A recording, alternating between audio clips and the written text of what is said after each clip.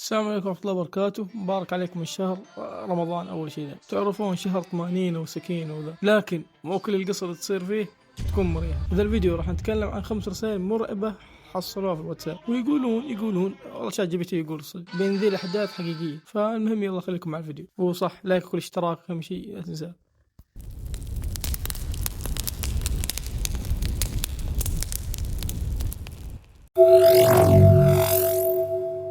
في سنة 2019 في شاب في الهند اسمه راهول، وراهول ذا بدأ يستلم رسائل غريبة، والقصة بدأت الساعة 2:17 الفجر. وصلها إشعار من رقم دولي، ما كان يعرف اسم من ذا الشخص، ما كان في اسم ولا صورة ولا أي شيء يدل على ذا الشخص، ما غير أرقام طويلة وبس. فقال يمكن في أحد يبغى يستهبل عليه وذا. ولا بعدها بقليل توصل رسالة ثانية ومكتوب فيها لا تطفئ النور. والغريب بأنه أصلا قبل شوي راهول ذا طفى الضوء حق الغرفة. فراهول توتر وخرج يشوف من قاعد يراقبه ذا، حاول يتصل على ذا الرقم، النتيجة كان ان الرقم ذا غير موجود. فهنا بدأ الخوف يتغلغل فيه. ولكن الكارثة الحقيقية كانت بعد يومين، وصلته صورة وهو كان جالس، وكذا الصورة كانت من كأنه واحد من وراه كان قاعد يصور. واللي يفجع أكثر بأن الصورة كانت داخل البيت، مو من الشباك ومن برا. فراهول فز وقام يدور، لكن الفاجعة بأنه ما كان في أحد. والأيام الثانية بدأت تزيد الرسائل أكثر وأكثر. أنت اليوم الساعة 3 راح تخرج برا البيت، راح تروح مع صاحبك،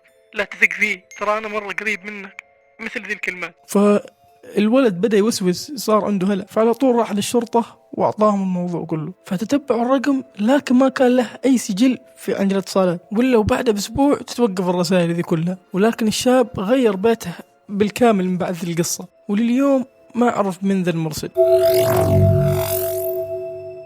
في 2016 حرمة إسبانية فقدت أخوها بحادث سيارة، وبعد أسبوع من الحادثة ولا توصل لها رسالة من أخوها ومكتوب فيها أنا بخير. فاستغربت، قالت يمكن أحد يعني شل الجوال حقه ويراسل به، ولكن تذكرت بأن جواله كان مع الشرطة. فنظرت للجوال وكان آخر ظهور الآن. فالأخت الفاضلة أرسلت له من أنت؟ فجاء الرد وقال أنا لم أذهب. فهنا بدأت تبكي من الخوف، فراجعت شركة الاتصالات وفاجئوها بالكلام ذا، بأن الشريحة من يوم من الحادث وما حد استخدمها. ولكن الشيء الغريب بأنه الحساب لمدة 3 أيام كان شغال، ومن بعدها اختفى نهائيا. فوقتها الملف أغلق بدون أي فهم.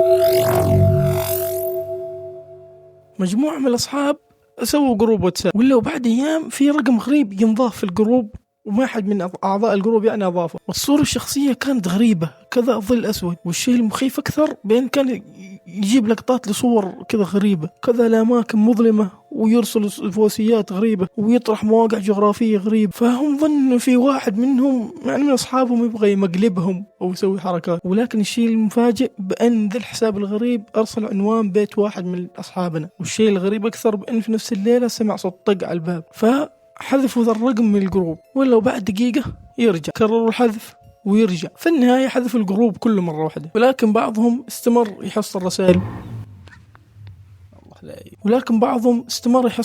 من ذا الرقم الغريب في الخاص.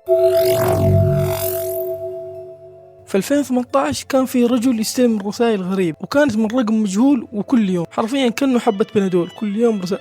وكانت تكون رسالة تحذير انك لا تركب السيارة كل يوم، بكرة لا تروح تتغدى، زي كذا. فهو ايش سوى تجاه الموضوع ذا كله؟ ولا وبعد اسبوع يتعرض لحادث خطير جدا ونجا منه بصعوبة. وبعد خلاص ما خرج من المستشفى وذا، فتح الجوال وحصل رسالة مكتوب فيها قد قلت لك. ومن بعدها الرقم حضره وخلاص ما عاد قع بينهم تواصل. والرجال كان يقسم ويحلف بأن ذا الرقم والله انه ما اعرفه، غريب. استلمت صورة من رقم مجهول، والصورة كانت لشارع عند بيتها يعني. وبعد دقائق توصل صورة ثانية كانت لها وهي تناظر لأحد الشبابيك في البيت. بنت الأجواد على طول اتصلت على الشرطة، فتم التحقيق في الموضوع وما عرفوا رقم من ذا. وبعد شهر البنت ذي تختفي. القضية لا تزال مفتوحة لليوم،